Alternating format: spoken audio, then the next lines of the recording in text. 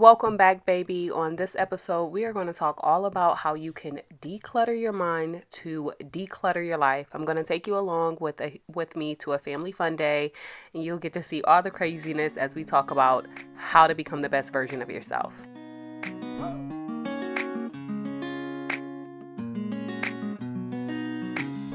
In order to become the absolute best version of yourself, you have to declutter your mind.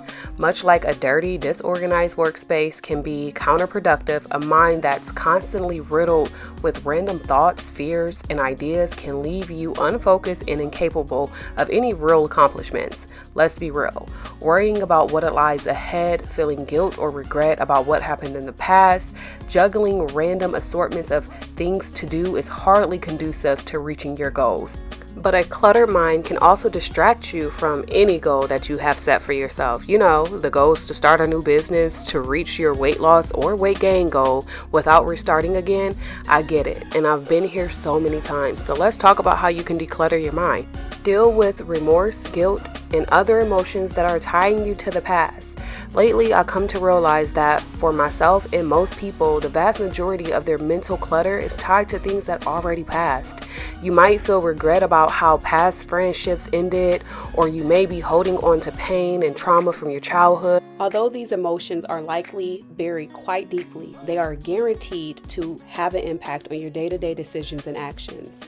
In terms of real life clutter, these feelings are not like the old, outdated, damaged clothes that are still hanging in our closets and the unnecessary household items that we are never going to use but refuse to throw away. These emotions are likely taking up essential space. Most importantly, they are making it exceedingly difficult for you to bring new things into your life that actually add value. I want you to use a journal to list different forms of baggage that you've been dragging around from your past. I call this baggage claim. So I want you to do a baggage claim activity. Then make an effort to make peace with each of these things one by one. Fear of the future. You might have urgent bills looming right around the corner and not enough cash in the bank account to cover them.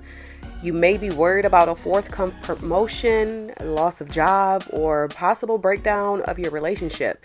In reality, however, all you really have to worry about are the problems that are right in front of you at this moment.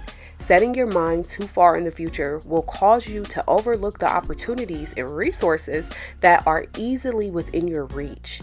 It's incredibly difficult to be engaged in any beneficial life planning activities when the fear of the future or success has you frozen in place like a deer trapped in the headlights. Make a list of the things that you can change in your life right now and take the necessary actions to change them. Taking proactive approaches to deal with and preventing stress is far better than letting negative and often debilitating emotions flood your mind and render you inactive. Release it and get back to them goals, cousin. Stop trying to multitask. Spend more time being totally focused on one single activity to promote a sense of mindfulness. We often forget about this, but mindfulness increases the overall quality of your work. This is why, in the beginning of your fitness journey, many people say just walk daily. Although multitasking is often considered a sign of high efficiency, it frequently produces low-value results. Applying your full focus to each individual activity will additionally force you to let go of mental clutter. So on those days when you feel that you cannot handle a full workout, I want you to opt for a walk on a treadmill with an incline. There are a number of random fleeting thoughts and fears that will simply go away if they are regularly ignored. I know you wasn't expecting that one, but yes, I want you to ignore them. Clean your physical space. Surprisingly, one of the best tricks for eliminating mental clutter is simply cleaning up your home or work environment. Heck, even your car. When the last time you cleaned up that trunk? If you have piles and piles of random projects laying around, your brain will get the idea that there is always something pressing that needs to be done. This goes for the same with all the unused meal plans, online workout programs, and the many supplements promising you weight loss or weight gain. Creating a serene, peaceful, and organized space will make you more mindful and less prone to worry about what lies ahead or what's gone wrong in the past. You'll be far more effective in your all life areas once you made a concrete effort to get rid of mental clutter. Keep in mind, however, that mental clutter, much like physical clutter, can be quite addictive, especially if you have become conditioned to live with it.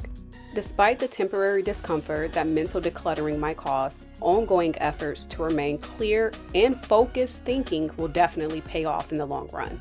Whether you are younger or older, you've probably noticed that your mind can feel like it is cluttered with too much information at times.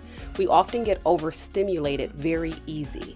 It can become overwhelming and it can impact how you focus during the day and how much work you can get done or not done, and whether you are doing a good job or not.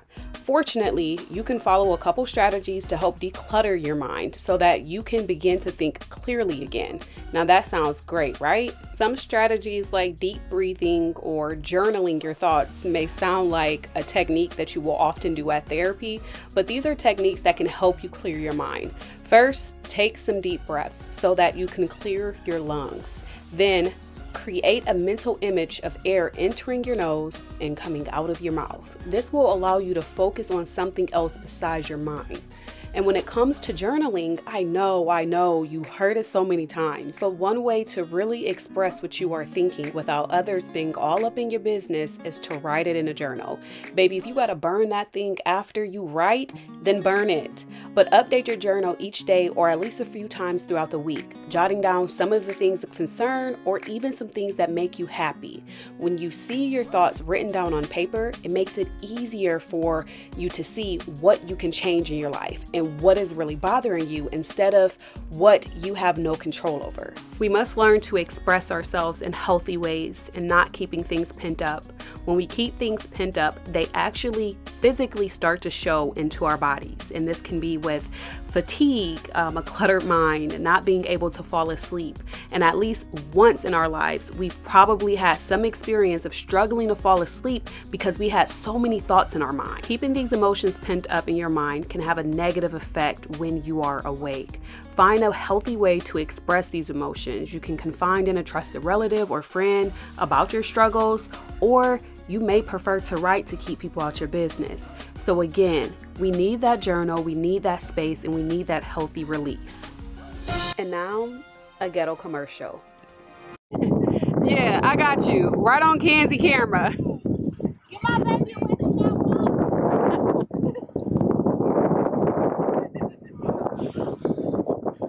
Go home. I'm trying to. Another thing I want you to do is slow down. Take time to slow down in life. Go for a walk with your family. Shorten the list of things that you have to do during the day to maybe 1 to 3 tasks. If I can accomplish at least 3 small tasks and 1 major task, that's a win for me. Try to let go of some of the negative feelings that you have in your mind. Take the time to yourself instead of trying to do so many things for other people. Once you begin to focus on you, then your mind will begin to follow suit. A healthy lifestyle changes your mental wellness. That is a given. And when you initially think about health, you may only solely focus on your body and nutrition. However, mental wellness plays a tremendous role in how you feel about yourself in your existence. Instead of allowing your mental wellness to decline, employ some of these techniques in this video to not only feel better, but to live out your dreams. We are on a deep health journey.